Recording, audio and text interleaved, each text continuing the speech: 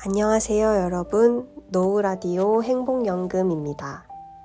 명절 잘 보내셨나요? 연휴가 지나고 오랜만에 인사드리는 것 같아요. 저도 오랜만에 가족들을 많이 만나고 좋은 시간 보내고 왔습니다. 여러분들 명절 어떻게 보내셨는지 댓글로 한번 알려주세요. 창밖을 보니 계절이 또 바뀌고 있어요. 연휴가 지나면서 가을이 성큼 다가온 것 같아요. 환절기엔 감기가 찾아오기 쉬운 만큼 따뜻한 차 한 잔 옆에 두시고 편안하게 들어주시면 좋겠습니다. 오늘은 세 분의 사연을 준비했습니다. 오래된 사진 속 이야기, 잃어버린 친구와의 인연, 그리고 마음 깊은 곳에 남은 한 사람의 흔적까지 우리 모두의 가슴 속에 있는 그 따뜻하고도 아련한 이야기들입니다. 들으시다 보면 어쩌면 여러분 자신의 이야기 같다는 생각이 드실지도 모르겠습니다. 그럴 땐 잠시 눈을 감으시고 그 시절로 돌아가셔도 좋습니다. 네, 그럼 첫 번째 사연입니다. 안녕하세요, 진행자님. 며칠 전 서랍을 정리하다가 빛바랜 사진 한 장을 발견했습니다. 사진의 모서리는 접혀 있었고 뒷면엔 희미하게 1965년 봄이라고 연필로 적혀 있더군요. 그 사진 속엔 20살의 제가 있었습니다. 머리는 단발로 자르고 검은색 치마 저고리를 입고서 활짝 웃고 있었어요. 그때는 그렇게 웃는 게 쉬웠나 봅니다. 옆에는 제 친구 연희가 저와 똑같은 포즈로 서 있었고요. 우리는 어딜 가든 늘 붙어 다녔습니다. 시장에 가서 호떡을 사 먹을 돈이 있으면 하나를 반으로 나눠 먹었고, 돈이 없을 땐 버스비 아끼려고 30분 넘는 길을 손잡고 걸어 다니던 그런 사이였어요. 그 친구는 저보다 목소리가 컸고 웃음소리도 컸습니다. 언제나 먼저 손을 내밀어 주던 친구였죠. 그런데 결혼하고 나서는 서로 멀어졌습니다. 저는 서울로, 연희는 부산으로 시집을 갔거든요. 그 시절엔 전화도 귀하고 편지를 쓰다가도 바쁜 일상에 치이다 보면 어느새 한 해, 두 해가 지나갔어요. 그러다 10년 전 뒤늦게 소식을 들었습니다.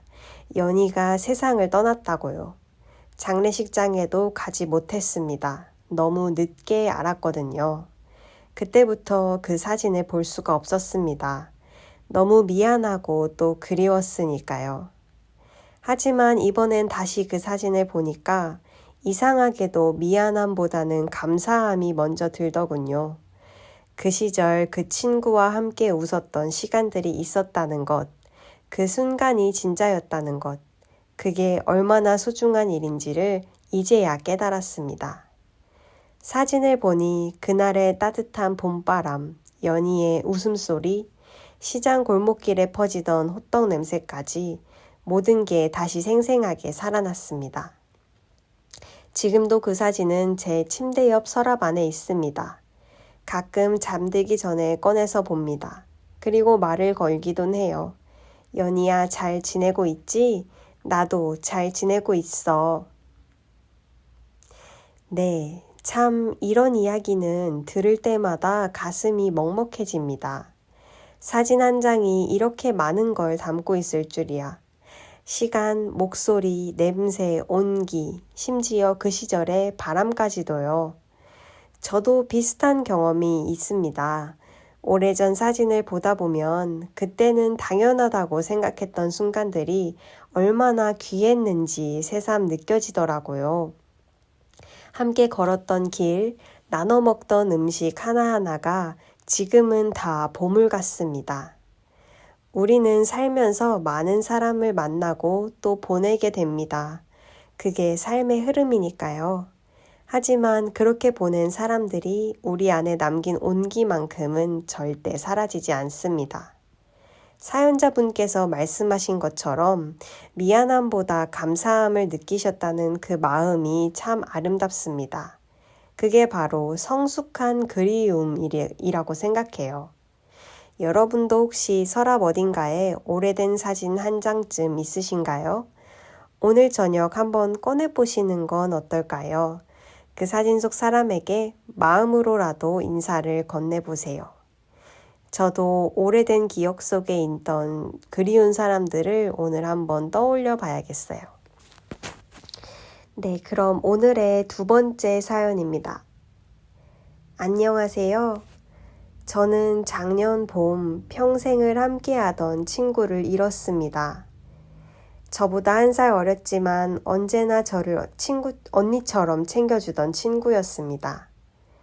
그 친구와는 60년 넘게 알고 지냈어요. 초등학교 때 처음 만나서 중학교도 같이 다니고 결혼하고 나서도 가까이 살았으니까 일주일에 한 번은 꼭 만났죠. 자식 키우는 이야기, 남편 투정, 몸 아픈 이야기까지 뭐든 나눴습니다. 그런데 작년 3월 갑자기 전화가 오지 않더라고요. 이상해서 집에 찾아갔는데 이웃분이 말씀하시길 병원에 입원했다고 하더군요. 바로 병원으로 달려갔지만 중환자실이라 면회도 하지 못했습니다. 그리고 일주일 뒤 장례식장에서 다시 만났습니다. 영정사진 속 친구는 환하게 웃고 있었어요. 저는 그 앞에 서서 한참을 울었습니다. 왜 말도 안 하고 갔어? 왜 나한테 아프다는 소리 한마디 안 했어? 그 후로 한동안 아무것도 하기 싫었습니다.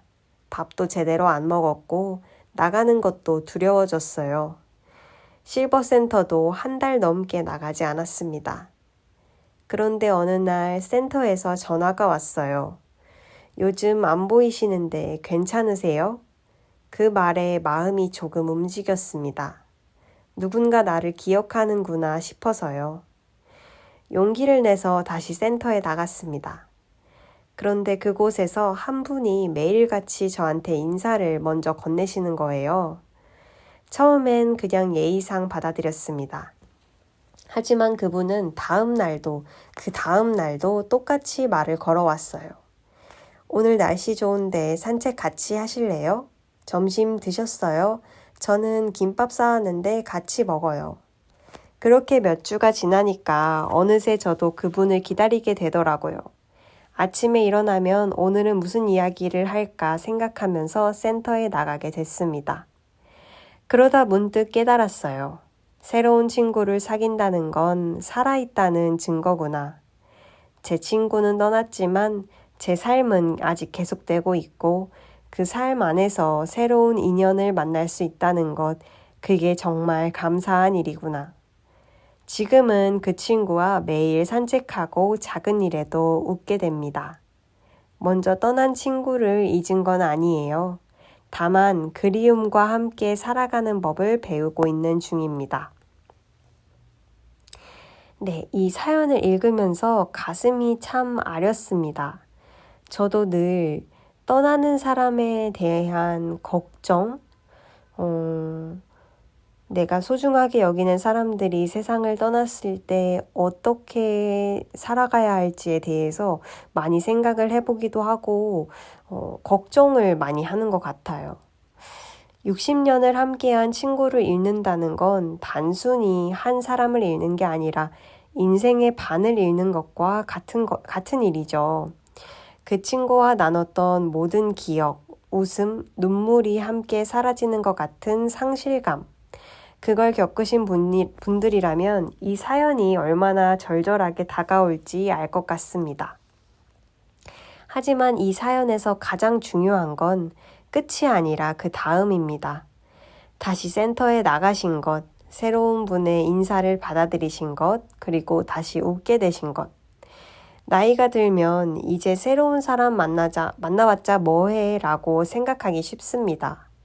어차피 또 헤어질 거고 또 아플 거라고요. 하지만 그렇게 마음의 문을 닫아버리면 우리는 살아있어도 살아있지 않은 것과 같습니다. 사연자분이 말씀하신 것처럼 새로운 친구를 사귀는 건 살아있다는 증거입니다. 오늘도 누군가와 인사하고 커피를 마시고 산책을 한다는 것, 그 일상이 바로 우리의 삶의 의미 그 자체입니다. 여러분 중에도 혹시 오랫동안 연락하지 못한 친구가 있으신가요? 오늘은 그 전화를 걸기에 정말 좋은 날인 것 같아요. 그리고 혹시 지금 외로운 분이 계신다면 용기를 내보세요. 먼저 인사를 건네보세요. 누군가는 분명 여러분의 그 인사를 기다리고 있을 겁니다. 네, 그럼 오늘의 마지막 사연입니다. 안녕하세요. 저는 68세 여성입니다. 남편이 세상을 떠난 지 벌써 8년이 되었습니다. 처음 1년은 정말 힘들었어요. 아침에 눈을 뜨면 옆자리가 텅 비어 있고 밥을 차릴 때도 혼자 먹는다는 게 너무 익숙하지 않았습니다. 그런데 시간이 지나면서 조금씩 적응이 되더라고요. 혼자서도 밥을 먹고 외출도 하고 친구들도 만나게 됐습니다. 사람들은 이제 많이 나아지셨네요 라고 말했어요. 맞습니다. 많이 나아졌어요. 하지만 딱 한 가지 아직도 버리지 못한 게 있습니다. 바로 남편이 쓰던 낡은 모자 하나입니다. 그 모자는 현관 옆 옷걸이에 그대로 걸려 있어요. 색은 발에서 원래 무슨 색이었는지도 기억이 안 날 정도고 챙은 약간 구부러져 있습니다. 남편은 그 모자를 정말 좋아했어요. 어딜 가든 꼭 그걸 쓰고 나갔습니다. 다녀올게. 그 말과 함께 모자를 쓰고 문을 나서던 남편의 뒷모습이 아직도 눈에 선합니다. 가끔은 먼지가 쌓여 있으면 털어주고 비 오는 날이면 괜히 그 모자를 바라보게 돼요. 이젠 남편의 냄새도 온기도 다 사라졌는데 그 모자만 보면 여전히 그 사람이 곁에 있는 것 같습니다. 주변 사람들은 가끔 말합니다. 이젠 정리해도 되지 않나요? 그래야 마음도 편해지지 않을까요? 하지만 저는 그럴 수가 없어요. 그 모자는 제게 단순한 물건이 아니거든요. 그건 남편의 마지막 인사 같은 거예요. 다녀올게 라고 했으니 언젠가 돌아올 거라는 희망 같은 거죠. 물론 머리로는 압니다. 남편이 돌아오지 않는다는 것. 그 모자는 그냥 낡은 천조각일 뿐이라는 것. 하지만 마음은 그렇지 않습니다. 그 모자가 있는 한 남편은 아직 완전히 떠난 게 아니라는 느낌이 들어요. 그래서 오늘도 내일도 그 모자는 그대로 거기에 있을 겁니다. 누가 뭐래도요. 네, 이 사연을 읽으면서 눈물이 조금 났습니다. 많은 분들이 비슷한 경험을 하고 계실 겁니다. 옷 한 벌, 안경 하나, 시계 하나, 버리지 못하고 그대로 두고 있는 물건들 말이에요. 저도 저희 할머니께서 마지막으로 사다 주셨던 두유 한 팩을 지금 6년이 지났는데도 버리질 못하고 있어요. 누군가는 집착이에요. 놓아줘야죠. 라고 말할 수도 있습니다. 하지만 저는 그렇게 생각하지 않습니다. 그 모자를 버리지 못하는 건 집착이 아니라 사랑입니다. 아직도 그 사람을 기억하고 그리워하고 소중히 여긴다는 증거예요. 누군가를 완전히 잊는다는 것 사실 불가능한 일입니다. 특히 평생을 함께한 사람이라면요. 그리고 굳이 잊을 필요도 없습니다. 그리움은 아픔이 아닙니다. 그리움은 우리가 얼마나 깊이 사랑했는지를 보여주는 증거입니다. 그 모자를 보면서 다녀올게 라는 말을 떠올리신다는 것, 그게 바로 품격 있는 사랑, 품격 있는 그리움이라고 생각합니다. 사연자분 그 모자 절대 버리지 마세요. 그건 물건이 아니라 당신과 남편 사이의 약속이니까요. 다녀올게 라고 한 사람은 언젠가 마음속에서 돌아옵니다. 그때까지 그 모자는 그 자리에 있어도 됩니다.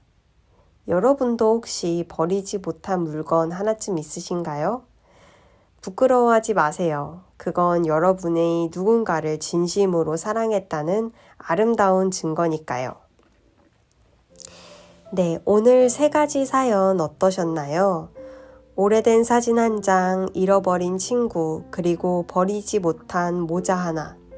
모두 각자의 방식으로 사랑하고 그리워하며 살아가고 계신 분들의 이야기였습니다. 우리는 모두 나이가 듭니다. 몸은 불편해지고 기억은 흐릿해지고 사랑하는 사람들은 하나둘 떠나가죠. 하지만 그 속에서도 변하지 않는 게 있습니다. 사랑했던 기억, 함께 웃었던 순간들, 그리고 그 사람들이 우리 안에 남긴 따뜻한 흔적.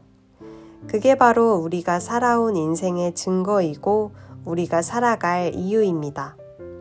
여러분의 이야기도 듣고 싶은데요. 사진 속 그 사람, 그리운 친구, 버리지 못한 물건, 혹시 나누고 싶은 이야기가 있으시다면 언제든 말씀해 주세요. 다음 시간에도 여러분의 사연으로 다시 찾아오겠습니다. 오늘 하루도 따뜻하게 보내시길 바랄게요. 감사합니다.